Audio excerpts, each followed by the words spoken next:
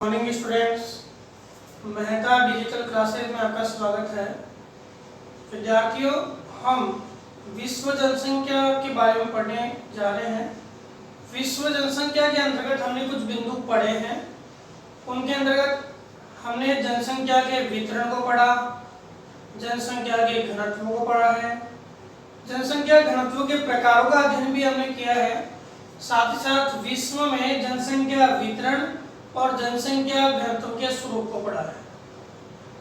इसके अलावा विद्यार्थियों, हमने जो वितरण और घनत्व है इसके बिंदुओं को पढ़ने के साथ साथ विश्व में जो जनसंख्या का प्रतिरूप है उसका अध्ययन भी किया है।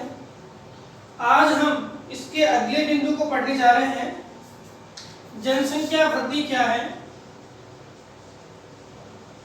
देखो, मैंने एक बात आपसे कही थी कि जो ये मुख्य बिंदु है, जैसे जनसंख्या वितरण क्या होता है, जनसंख्या घनत्व क्या होता है, साक्षरता क्या होती है, वृद्धि क्या होती है, ये लिंगानुपात क्या होता है, ये सभी बिंदु जो आपके हैं वो भारत के संदर्भ में भी है, विश्व के संदर्भ में भी है और राजस्थान के संदर्भ में। तो जितनी भी परिभाषाएं हैं वो सबकी परिभाषा एक ही है, परिभाषा नहीं बदली है। और इस कारण से हमें सभी क्षेत्रों में जब प्रश्न आ जाए तो परिभाषा सबकी सेम आएगी, तो हमें एक जो टॉपिक है उसकी परिभाषा को बार बार रिपीट करने का मौका मिलेगा और हमें अच्छी तरह याद भी हो जाएगी। अब जनसंख्या वृद्धि जो है, यहाँ से प्रश्न बोर्ड में आया हुआ है। जनसंख्या वृद्धि पद को यहाँ आगे क्या लिख दिया, इसमें पद को परिभाषित कीजिए। अब इस विद्यार्थी देख रहे साहब, पद क्या आ गया? पद का मतलब ये वर्ड है, इस वर्ड को हमें क्या करना है, परिभाषित करना है। ऐसे जनसंख्या घनत्व तो पद को परिभाषित कीजिए, तो पद क्या आ गया, ये वर्ड है जिसको हमें परिभाषित करना है। एग्जामिनर क्या करता है, इसने ये अपने क्वेश्चन को क्या कर दिया, ऐसे घुमा दिया जिससे विद्यार्थी क्या हो गया, दिग्भ्रमित हो गया और उसने आंसर है वो सही नहीं लिखा। तो याद करना कि पद आगे लग गया तो पद का मतलब इस वर्ड के बारे में। अब हम बात करें कि जनसंख्या वृद्धि होती क्या है, तो वृद्धि का मतलब जान गया ग्रोथ। वृद्धि का मतलब क्या होता है, ग्रोथ। अब जनसंख्या वृद्धि क्या है, तो परिभाषा याद करना कि दो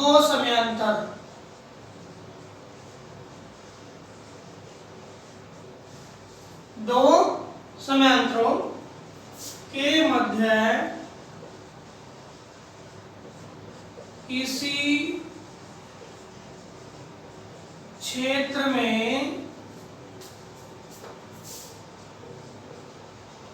होने वाला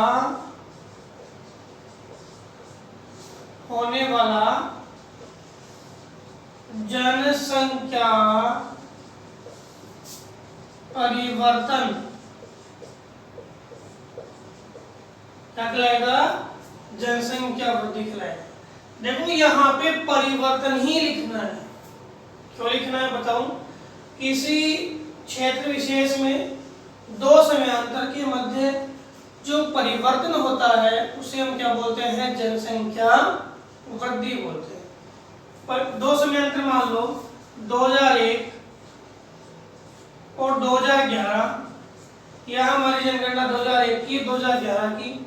अब 2001 की जनगणना कितनी, 102 करोड़ भारत की, ये 121 करोड़। 102 करोड़ और 121 करोड़ के बीच में कितना जनसंख्या का परिवर्तन आया वो कहलाएगा जनसंख्या वृद्धि। क्लियर?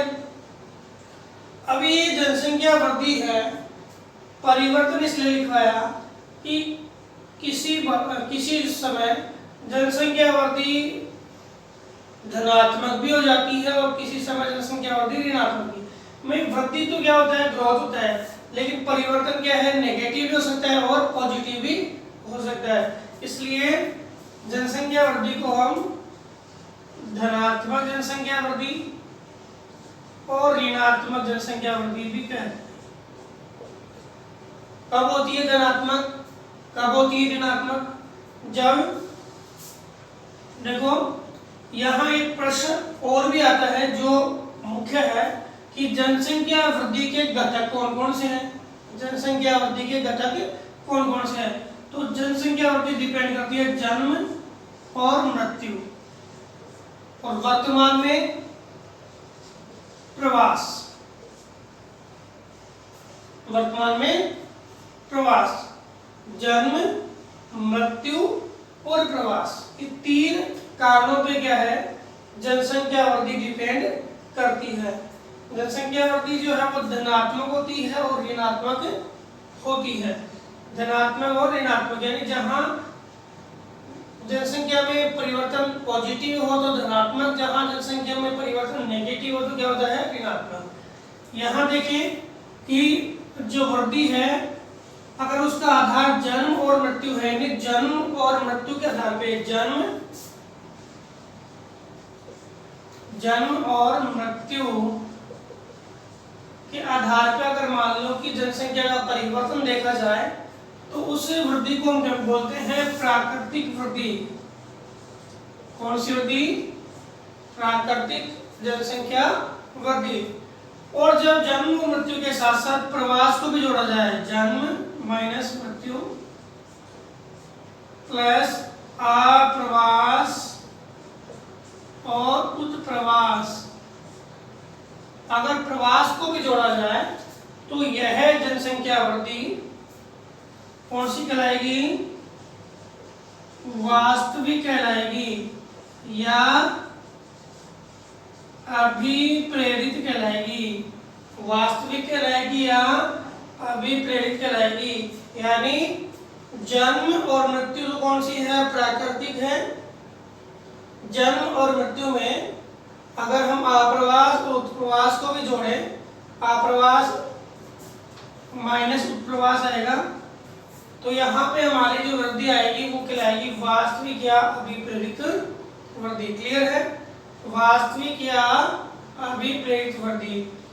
अब धनात्मक ऋणात्मक क्या है? जब जन्म है और अप्रवास है वो ज्यादा, मृत्यु और उत्प्रवास है वो कम होता है, तो जनसंख्या वृद्धि कैसी होती है?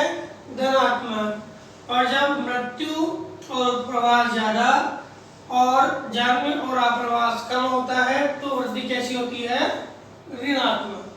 तो धनात्मक भी होती है वृद्धि, ऋणात्मक भी होती है, प्राकृतिक भी होती है और अभिप्रेरित भी होती है।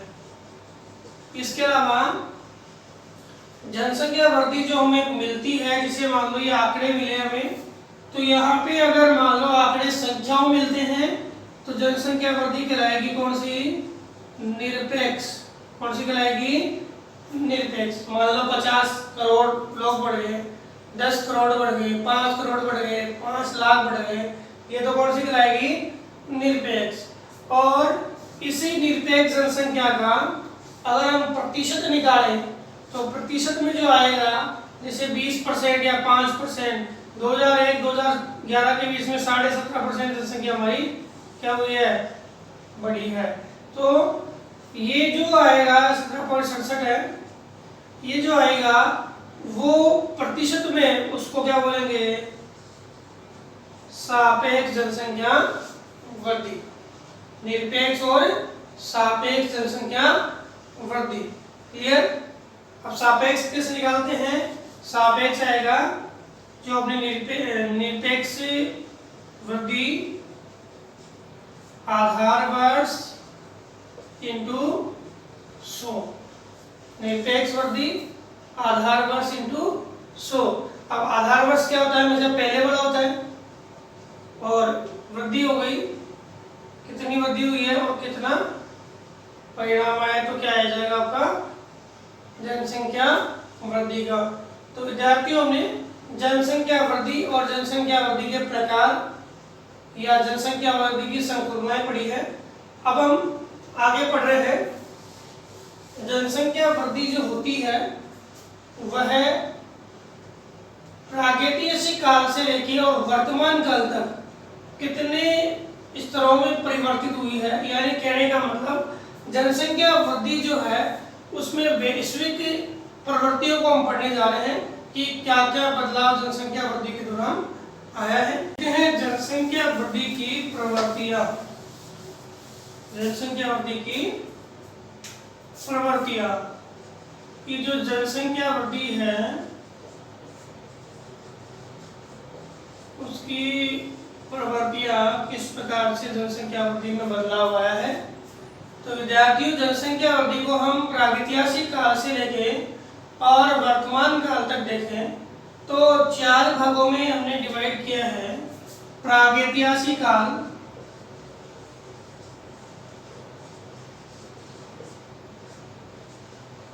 प्राचीन काल, मध्यकाल और आपके आधुनिक काल। देखो, प्रागैतिहासिक काल वही है जो पाषाण काल है। पाषाण काल में देखें तो कई हजारों वर्षों में जाकर जनसंख्या में कुछ परिवर्तन देखने को मिला। यहाँ न कोई ग्रुपिंग, न कोई परिवार स्थिति, यानी आदिकालीन मानव है वो अपने भोजन के लिए, भरण पोषण के लिए आखेट करता और अपना भरण पोषण करता। तो इस स्थिति में विश्व में जो कई हिमयुग आए, हिमयुगों के बाद जैसे जैसे महाद्वीपों के ऊपर से बर्फ हटने लगी तो ऑस्ट्रेलिया, अफ्रीका, एशिया, यूरोप, इन महाद्वीपों में लोगों का प्रादुर्भाव होने लगा। और यहाँ पर देखें तो प्रागैतिहासिक काल के अंदर जनसंख्या जो थी वो बहुत कम थी। यहाँ पे देखें तो लगभग विश्व में, अमेरिका को हटा के देखें तो लगभग 33 लाख जनसंख्या यहाँ पे थी और पूरे लगभग 15 से 20 हजार वर्षों में ये जनसंख्या 33 से कितनी हुई, 55 लाख। यानी बदलाव है वो काफी लंबे सालों में आया। यानी बदलाव जो आपको देखने को मिला वो एक स्केल के माध्यम से देखें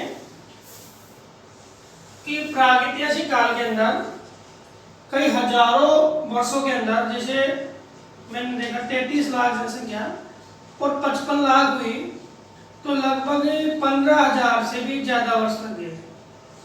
15,000 से भी ज्यादा वर्ष इसको लग गए। 33 लाख से 55 लाख होने में इतना लगभग 15,000 से भी क्या लगे, ज्यादा वर्ष लग गए।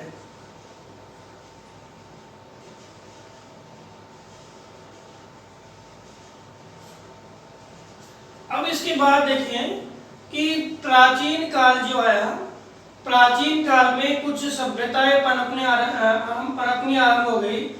मनुष्य ने पशुपालन करना आरंभ कर दिया, मनुष्य ने अपने आर्थिक क्रियाओं के नजरिए बदल दिए, मनुष्य ग्रुपिंग के परिवार सिस्टम में रहने लगा। तो धीरे धीरे जनसंख्या में क्या आया, परिवर्तन आया। और आके 1 ईसा के लगभग जनसंख्या 20 से 30 करोड़ थी। कितनी थी, 20 से लगभग 30 करोड़ थी 1 ईसा तक। लेकिन हम मान सकते हैं कि ये जो स्थिति थी उसमें भी देखो संसाधन जो होता है, आवश्यकताओं की पूर्ति जो होती है, मनुष्य की सुविधाएं जो होती है, वो जनसंख्या वृद्धि को सुनिश्चित करती है। अगर संसाधनों का अभाव है, अगर मनुष्य को पूर्ण सुविधाएं नहीं मिल रही है, तो उस क्षेत्रों में जनसंख्या वृद्धि क्या होगी, बहुत कम होगी।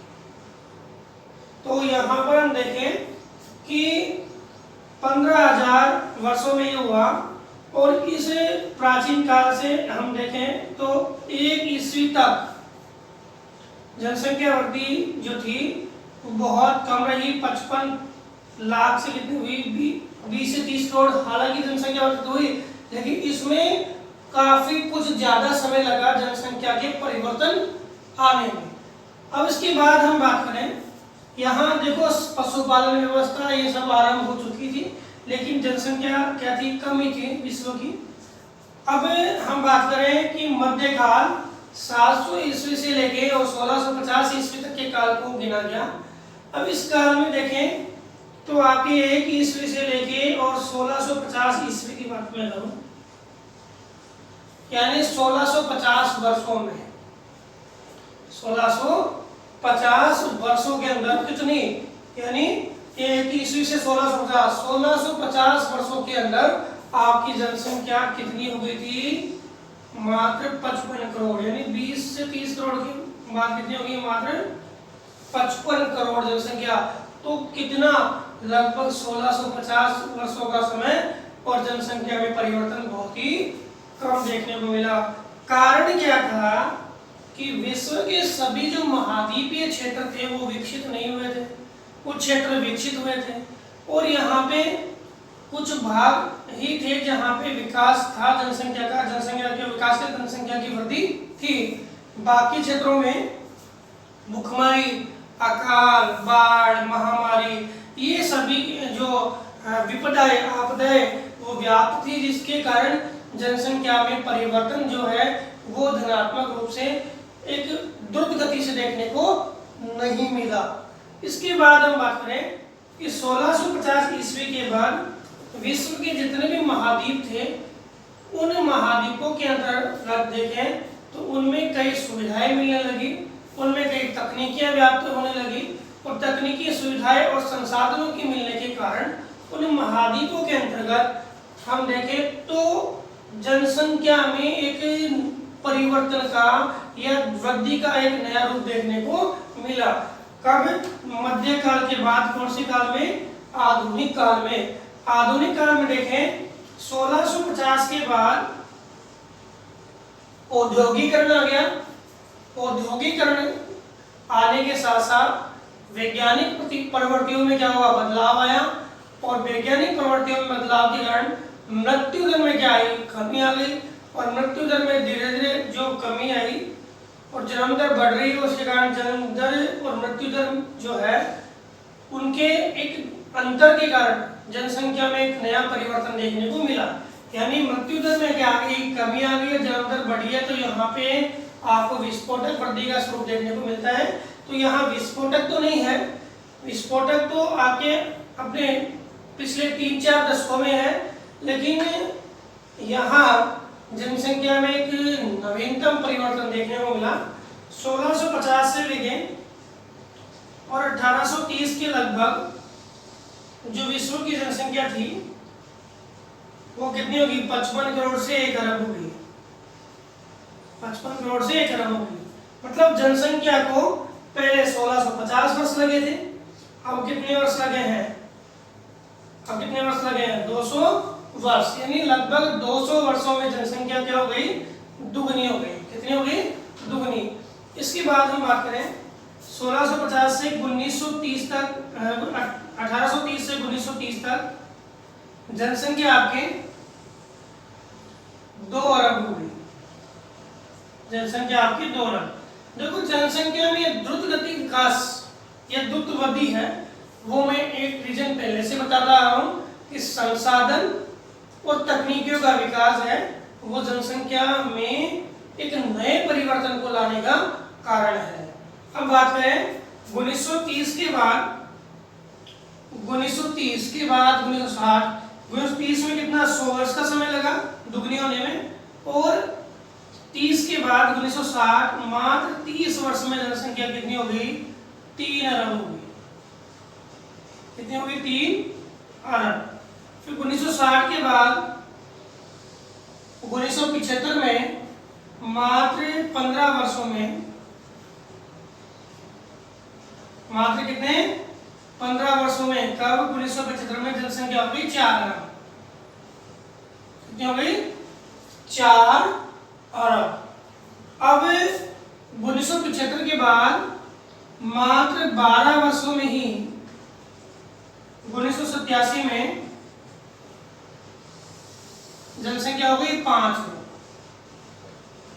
विद्यार्थी यहाँ एक ध्यान देना कि 5 अरब जो जनसंख्या हुई आपके यूगोस्लाविया के अंदर 5वां अरबवा जो शिशु जन्म लेता है उसके साथ ही आपके 1987 में 11 जुलाई को विश्व जनसंख्या दिवस की तिथि घोषित की जाती है। यानी 11 जुलाई है वो इस 5 अरब की जनसंख्या होने के उपलक्ष्य में विश्व जनसंख्या दिवस की घोषणा होती है और विश्व जनसंख्या दिवस है वो कब मनाया जाता है? हर वर्ष की 11 जुलाई को। और वो किस कारण से मनाया जाता है? क्योंकि 5 अरबवा जो शिशु है वो कहाँ जन्मा था? यूगोस्लाविया में। और इस 5 अरब जनसंख्या के पूर्ण होने के बाद 11 जुलाई 1983 से ही विश्व जनसंख्या दिवस मनाया जा रहा है। अब 1987 के बाद वही 12 वर्ष 1999 में कितनी हो गई विश्व की जनसंख्या? 6 अरब हो गई। और फिर 99 के बाद हम देखें 2011 के अंदर ये 7 अरब हो गई। और वर्तमान में देखें तो जो अपने आंकड़े आए 2018 में, तो लगभग विश्व की जनसंख्या 763 करोड़ अब जो है 763 करोड़ से भी ज्यादा हो गई। और अनुमान लगाया जाता है कि 2025 में जनसंख्या बढ़कर के लगभग 9 करोड़ को पार कर जाएगी।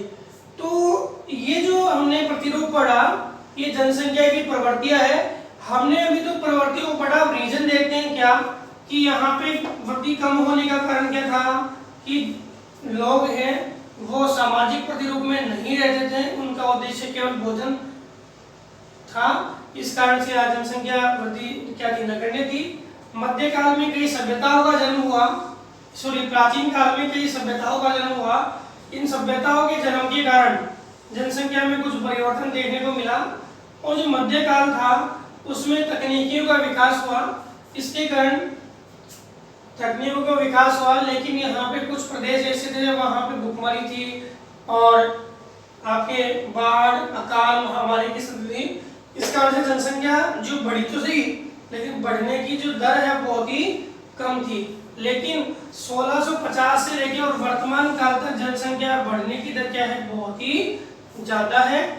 और ये आपके आधुनिक काल में विश्व में प्रथम जो जनसंख्या है वो दुगनी होने का समय 200 वर्ष था, फिर 100 वर्ष हो गया, फिर 30 वर्ष हो गया, फिर 15 वर्ष हो गया, फिर 12 वर्षों में जो है जो जनसंख्या क्या हो रही है? दुगनी हो रही है। तो इस प्रकार विद्यार्थियों हमने विश्व जनसंख्या की प्रवृत्तियों को पढ़ा। अगले वीडियो में हम विश्व में जनसंख्या जो वृद्धि है उसके कारणों को पढ़ेंगे, जनसंख्या वृद्धि की विशेषताओं को पढ़ेंगे, जनसंख्या वृद्धि से होने वाली कौन कौन सी समस्याएं हैं उनको पढ़ेंगे तथा उन समस्याओं का क्या समाधान है वो पढ़ेंगे। धन्यवाद।